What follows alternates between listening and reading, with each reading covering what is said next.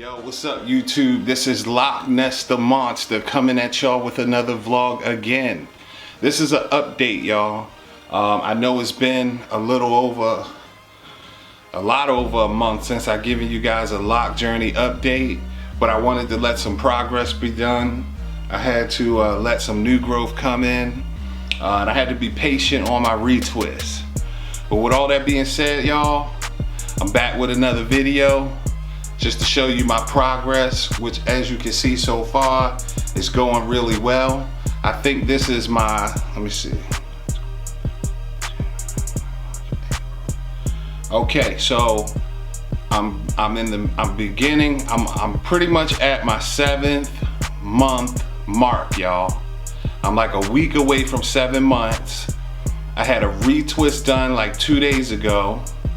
What I noticed in the process is that certain parts of my hair is thicker than other parts of my hair. So one thing that I learned is that those thicker parts of my hair, although the parts were all the same size evenly all over my head, some of my locks were coming out a lot bigger and bulkier than others. So it just kind of made it a little less uniform, and it started to go in a free form type direction. So what we did was all of the locks that were kind of big, we ended up, pulling them apart and making 2 locks out of those. So by us doing that, we were able to take the real big ones and make them the same size as the normal size ones. Another thing that I learned throughout this journey so far is that the thinner your hair is, see, I had 4C hair, okay?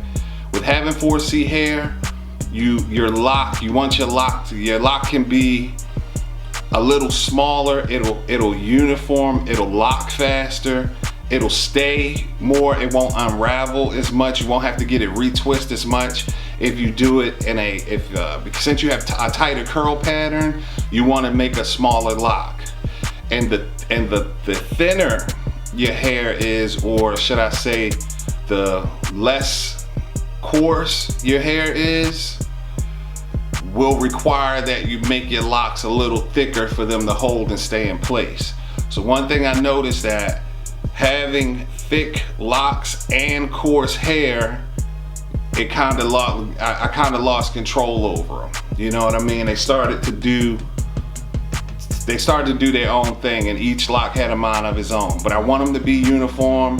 When they grow out, I want them to be the same size. So with that being said, I had to make some adjustments to some. But anyway, enough about that. That's just my little insight for y'all to consider in the process if y'all considering getting locks, or if you're starting out with locks. However, let me go on and show you what my progress is, so we can see where we are now. So as of right now, ladies and gentlemen, this is the top. Okay.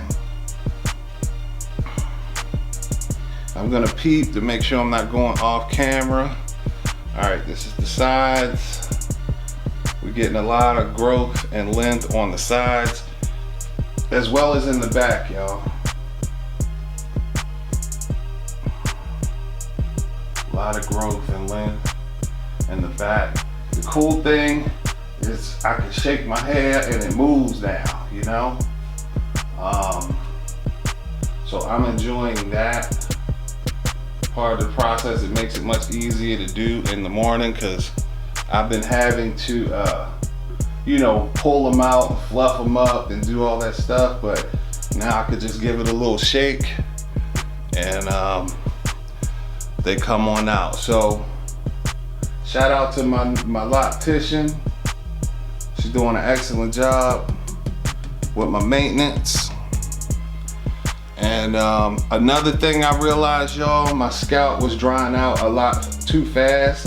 I watched a lot of lock videos, and a lot of people were saying, do not over oil your hair. Do not put too much oil in your hair. Some people were saying you might want to oil your hair once a week. or once every 2 weeks. Now, I'm gonna let you know that is going to be determined on your particular scalp health, okay? For me, what we finding out is that I need to oil my scalp a lot more often than the average person may have to. Because what'll happen is, if you don't keep your scalp oiled, you'll notice that the tip of your locks will get real dry, real brittle. And I'm like, dang, I may need to wash it. Maybe it needs water. And I'm trying to figure out what it is that it needs. But more important than that, you don't have to do a whole lot to the tips if you manage the roots properly.